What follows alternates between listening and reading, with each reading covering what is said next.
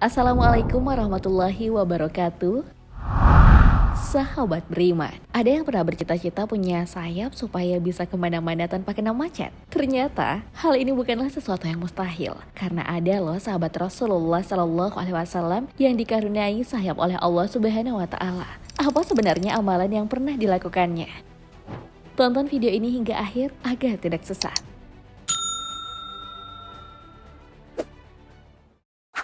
Nama lengkapnya Ja'far bin Abi Thalib. Beliau adalah salah satu sahabat yang dianggap mirip dengan Rasulullah Shallallahu Alaihi Wasallam dari segi rupa dan perilaku. Ja'far adalah sepupu Nabi Muhammad Shallallahu Alaihi Wasallam sekaligus kakak dari Khalifah keempat, Ali bin Abi Thalib. Beliau dibesarkan oleh pamannya yang bernama Abbas bin Abdul Muthalib.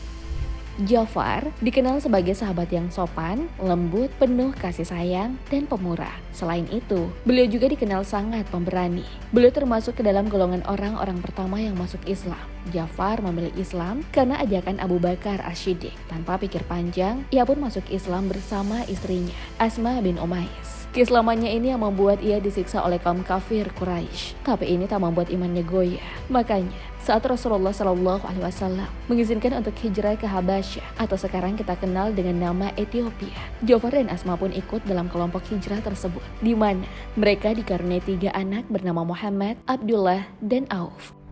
Di Habasyah, umat Islam termasuk Ja'far lebih leluasa beribadah karena perlindungan penguasa Habasyah yang tak lain adalah Raja Najasyi yang dikenal suka mengayomi golongan yang lebih lemah. Saat mengetahui keadaan umat muslim yang aman dan tentram di Habasyah, golongan Quraisy mengutus 2 orang untuk menemui Najasyi. Mereka bernama Amru bin Ash dan Abdullah bin Abi Rabi'ah. Sebelum bertemu sang raja, kedua utusan tersebut menemui para menteri untuk meminta dukungan sambil menyodorkan hadiah. Para menteri pun setuju mendukung keduanya. Namun saat kedua utusan dari kaum Quraisy itu hendak memfitnah umat muslim di hadapan Raja Habasyah, Ja'far dengan berani bersuara dan mampu membuktikan bahwa kaum Quraisy lah yang berniat buruk datang ke negeri sang raja. Raja Habasyah pun mengusir kedua utusan kaum kafir tersebut. Salah satu bentuk keberanian lain dari Ja'far dapat kita lihat saat beliau diberi amanah menjadi salah satu komandan perang Mu'tah pada awal tahun ke-8 Hijriah atau tahun 629. Saat itu, umat muslim akan memerangi orang-orang Romawi di Mu'tah. Dalam perang tersebut, Rasulullah Shallallahu Alaihi Wasallam mengangkat 3 komandan perang. Yang pertama adalah Zaid bin Haritsah. Jika Zaid gugur, maka akan digantikan oleh Ja'far bin Abi Thalib. Jika Ja'far mengalami cedera atau wafat, beliau akan digantikan oleh Abdullah bin Rawahah. Jika hal buruk kembali terjadi kepada Abdullah, maka pasukan umat muslim dibolehkan memilih pemimpin di antara mereka. Saat sampai di Mu'tah, pasukan umat muslim yang hanya berjumlah 3.000 orang berhadapan dengan 100.000 pasukan tentara Romawi yang berpengalaman sekaligus terlatih ditambah senjata lengkap. Kemudian, mereka juga membawa 100.000 milisi Nasrani Arab yang terdiri dari berbagai kabilah. Pertempuran tak seimbang itu tetap berlangsung. Pasukan umat muslim berapi-api, menyerang walaupun kalah jauh dari segi jumlah pasukan. Dalam pertempuran itu, Zaid bin Haritsah gugur. Melihat komandan pasukan jatuh dengan cekatan, Ja'far langsung meraih bendera komando dari tangan Zaid dan diangkat tinggi-tinggi sebagai pertanda pimpinan perang telah diambil alih. Dengan gagah berani, Ja'far maju menyerang musuh tanpa ampun. Satu persatu mulai roboh. Melihat kehebatan Ja'far, pasukan musuh pun mengepungnya. Tak ada rasa takut dalam diri Ja'far saat itu. Sayangnya, tangan kanannya terkena pedang dan buntung. Bendera komando itu segera beralih ke tangan kirinya. Naas, tangan kirinya juga bernasib buntung. Tapi Ja'far berusaha memeluk erat bendera komando dengan lengan dan dadanya. Sebisa mungkin, ia menjaganya agar tak terjatuh. Namun musuh terlalu ganas. Tangan Ja'far kembali terputus hingga tinggal sepertiga. Tak lama kemudian, beliau pun syahid menyusul Zaid. Bendera komando pun beralih kepada Abdullah bin Rawahah. Namun lagi-lagi, beliau juga syahid menyusul kedua panglima perang sebelumnya. Mendengar semua panglima perangnya syahid, Rasulullah Shallallahu Alaihi Wasallam sangatlah sedih. Beliau langsung pergi ke rumah Ja'far menemui istri dan anak-anaknya. Didapatinya, Asma sedang bersiap-siap menyambut kedatangan suaminya. Ia sedang menyiapkan adonan roti dan mengurus anak-anaknya. Asma menceritakan saat Rasulullah Shallallahu Alaihi Wasallam mengunjunginya. Ia berkata, ketika Rasulullah mengunjungi kami, terlihat wajah beliau diselubungi kabut sedih. Hatiku cemas, tetapi aku tidak berani menanyakan apa yang terjadi karena aku takut mendengar berita buruk. Beliau memberi salam dan menanyakan anak-anak kami. Beliau menyuruh mereka mendekat kepadanya. Anak-anak Ja'far pun girang mengetahui manusia mulia mendatangi mereka. Mereka berebut bersalaman dengan Nabi Shallallahu Alaihi Wasallam. Rasulullah Shallallahu Alaihi Wasallam pun mencium mereka dengan penuh haru. Air mata menetes dari mata beliau. Melihat Rasulullah Shallallahu Alaihi Wasallam menangis, Asma pun kebingungan dan bertanya, hal apa yang membuat kekasih Allah Subhanahu Wa Taala itu bersedih? Rasulullah Shallallahu Alaihi Wasallam pun mengabarkan bahwa orang yang mereka tunggu kedatangannya tidak akan pernah datang. Asma pun menangis dan seketika kebahagiaan anak-anak Ja'far meredup mengetahui fakta ayahnya syahid di medan perang karena membela agama Allah Subhanahu Wa Taala.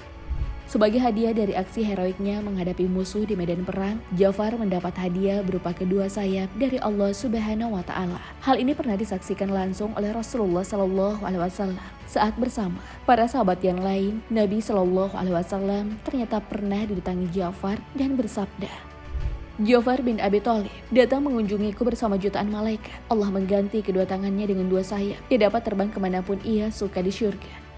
Ini adalah sebuah hadiah langka dan tak sembarang orang bisa mendapatkannya. Ja'far pun bukan hanya syahid di medan perang, tapi ada amalan lain yang rutin dilakukan semasa hidupnya sehingga bisa dihadiahi dua buah sayap.